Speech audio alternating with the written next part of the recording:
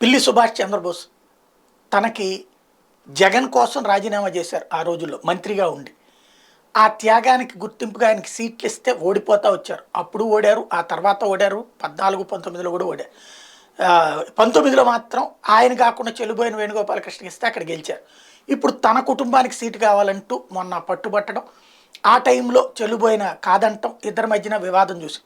అయితే ఇప్పుడు కాపు సామాజిక వర్గం అంటే పవన్ కళ్యాణ్ తెలుగుదేశంతో పొత్తు పెట్టుకున్నటువంటి నేపథ్యంలో కాపుల్లో నుంచి శెట్టి బలిజ ఓట్లు తన వైపుకి తెచ్చుకోవడానికి జగన్మోహన్ రెడ్డి వేస్తున్న ఎత్తుగడలో భాగంగా పిల్లి సుభాష్ చంద్రబోస్కి ఇప్పుడు ఆల్రెడీ ఇంతకుముందు మంత్రి ఇచ్చారు, ఎమ్మెల్సీ ఇచ్చి ఆ తర్వాత ఏకంగా రాజ్యసభ సభ్యుడిని చేశారు. ఇప్పుడు ఆయన కుటుంబానికి అక్కడ రామచంద్రాపురం సీట్ ఇచ్చి టోటల్గా శెట్టి బలిజలకి 3 అసెంబ్లీ సీట్లతో పాటుగా ఒక పార్లమెంట్ సీట్ కూడా ఇవ్వడానికి ప్రిపేర్ అవుతున్నారు.